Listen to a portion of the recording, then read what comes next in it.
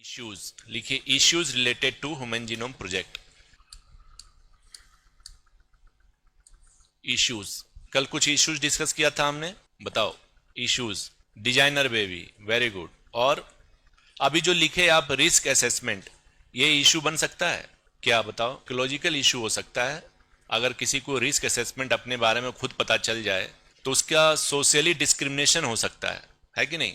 This gives rise to a number of legal and ethical issues. अब risk assessment के basis पे किसी को पता चल गया कि ये हाईली प्रोन है किसके लिए, कैंसर के लिए, तो भाई उसके अगेंस्ट क्या हो सकता है, डिस्क्रिमिनेशन हो सकता है। वो इथिकल इशू है, सुप्रीम कोर्ट, हाई कोर्ट जा सकता है वो कि हमारा सोशली डिस्क्रिमिनेट किया जा रहा है। चलो, और क्या हो सकता है, डिजाइनर बेबी को लिख लीजिए। The use of HGP data gives rise to the concept of designer babies. ठीक है, क्या हुआ 2019 में, 2019 में चाइना ने, सारा गलत काम चाइना ही करता है, चाइना ने क्या किया कि जो आपका फीटस था, फीटस का जीनोम में मॉडिफिकेशन कर दिया। अभी हमने आपको बताया कि कोई भी वायरस या बैक्टीरिया के लिए हमारे बॉडी में क्या होते हैं, रिसेप्टर्स होते हैं। उसी तरह HIV वायरस है तो उसका भी रिसेप्टर होगा बॉडी में। तो चाइना ने क्या किया, फीटस के बॉडी में जो रिसेप्टर होते हैं HIV के लिए, HIV रिसेप्टर को ही हटा दिया। अब इस फीटस को कभी भी क्या नहीं होगा, एड्स नहीं होगा। अच्छा काम है या गलत काम है, आप बताइए। ये सही है कि गलत है? फर्स्ट इंस्टेंट में लगेगा कि सही है, बट यही है designer baby. This is against the genetic diversity, उसमें हमें छेड़छाड़ नहीं करनी, इसलिए यही है डिजाइनर बेबी। पूरे जितने भी वर्ल्ड था, सारे वर्ल्ड के कंट्रीज ने चाइना पे ब्लेम किया कि इस तरह का काम नहीं होना चाहिए, तब तो भाई कोई बीमार ही ना पड़े। तो हमें जो नेचुरली ऑकरिंग जेनेटिक डाइवर्सिटी है उसको मेंटेन करना है, मैनेज करना है, उसमें मैनिपुलेशन नहीं करना है। वो ठीक है, आप जो कह रहे हैं ना, वो जीन थेरेपी का पार्ट है। उसमें क्या होता है, HLA टेस्ट करते हैं पहले, ह्यूमन ल्यूकोसाइड एंटीजन। ब्लड जब आप पढ़ते हैं तो उसमें एंटीजन एंटीबॉडी पढ़ते हैं ना। एंटीजन होता है ब्लड के प्लाज्मा में और एंटीबॉडी होता है RBC के प्लाज्मा मेम्ब्रेन पे, ठीक है ना। तो एंटीजन के अगेंस्ट एंटीबॉडी होता है। अगर आपका ब्लड ग्रुप A है, इसका मतलब आप में एंटीजन क्या है, A, और एंटीबॉडी क्या है, स्मॉल b, इसके अगेंस्ट होता है, उल्टा। अब A एंटीजन वाले को ट्रांसफर कर दोगे B एंटीजन वाले में, तो अब इसका ब्लड ग्रुप B है। अब इसमें क्या है, ब्लड ग्रुप B है, तो इसमें एंटीजन क्या है, B। जैसे ये एंटीजन आएगा, इसको ये फॉरेन सब्सटेंस की तरह ट्रीट करेगा और हमारा जो ब्लड ग्रुप है इसके अगेंस्ट एंटीबॉडी बनाना शुरू करेगा, और ये आपस में ही, इसको बोलते हैं एग्लूटिनेशन रिएक्शन, यहां रिजेक्शन होता है। लेकिन अगर आप HLA टेस्ट करवा लेते हैं कि भाई दोनों का ब्लड ग्रुप सेम है, तब प्रॉब्लम नहीं आती। इसलिए ब्लड ट्रांसफ्यूजन के समय में या कोई भी ऑर्गन डोनेशन के टाइम पे HLA टेस्ट किया जाता है, वो अलग अलग चीज है वो, ये डिजाइनर बेबी अलग है, ठीक है। चलिए नेक्स्ट पॉइंट, कल भी बताया था आपको, अब किसी को पता चल जाए 20 साल बाद मुझे डिजीज होने वाला है, तो अभी से बेचारा डिप्रेशन में आ जाएगा, है कि नहीं। लास्ट पॉइंट लिखेंगे। अब लास्ट पॉइंट में ये चीज है कि अगर कल को आप कहीं भी इंटरव्यू देने जाएंगे तो आपका जेनेटिक मेकअप मांग लेगा कि अपना जेनेटिक मेकअप दे दो, और जेनेटिक मेकअप में देख लेगा कि ये फिट नहीं है अपने मैनेजमेंट पोस्ट के लिए, टीचिंग के लिए या किसी भी चीज के लिए, तो बिना इंटरव्यू लिए आपको डिस्क्रिमिनेट करके हटा सकता है। ये भी इथिकल इश्यूज है।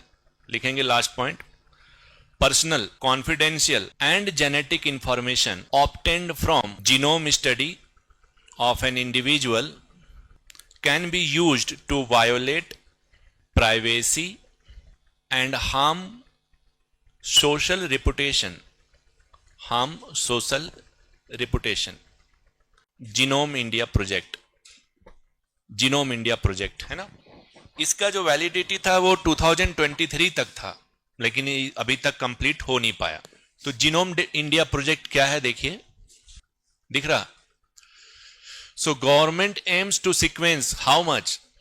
10,000 genomes, मतलब 10 जीनोम, समझ रहे हो, जीनोम, इतना देर से हम लोग बोलते आ रहे हैं जीनोम। तो हमारे बॉडी में जो टोटल नंबर ऑफ जीन है, that is the cluster of gene in a human body is called genome. Total gene कितना है उसको क्या बोलते हैं, जीनोम। तो इस प्रोजेक्ट का एम क्या था? 10,000 जीनोम, मतलब 10,000 पीपल का जीनोम का स्टडी करना था at the end of the year 2023 under the genome India project. किसके अंडर में था? देखिए, ये जानना जरूरी है। Department of biotechnology. और डिपार्टमेंट ऑफ बायोटेक्नोलॉजी किसके अंडर में काम करती है? Ministry of science and technology. Had succeed close to 7,000 genomes, 7,000 कर चुका है, and 3,000 of these are already available for public access. Public access के लिए 3,000 अवेलेबल है। नीड क्यों है हमें जीनोम इंडिया प्रोजेक्ट के लिए? तो कहता है कि India's population of 1.3 billion is made up of over 4,600 diverse population group। तो 1.3 बिलियन पॉपुलेशन में 4,600 ऐसे पॉपुलेशन है वो जो स्पेशल डाइवर्स पॉपुलेशन है। Many of which are endogamous. Endogamous समझते हो? इंडोगेमस मतलब जो बिल्कुल अपने क्लोज रिलेटिव में शादी करते हैं, उनको क्या बोलते हैं? एंडोगेमस। एक्जोगेमस मतलब जो बाहर शादी करते हैं। एंडोगेमस देखो लिखा हुआ है, matrimony in close ethnic groups. So this group have unique genetic variations and disease causing mutations. इनमें जेनेटिक वेरिएशंस हैं। वेरिएशन किसके कारण से हैं? म्यूटेशंस के कारण है।